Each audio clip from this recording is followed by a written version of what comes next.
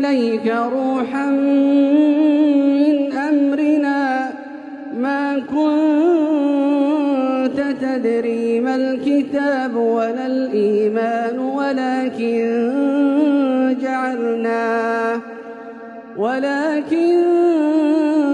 جعلناه نورا نهدي به من نشاء من عبادنا وإنك لتهدي إلى صراط مستقيم صراط الله الذي له ما في السماوات وما في الأرض ألا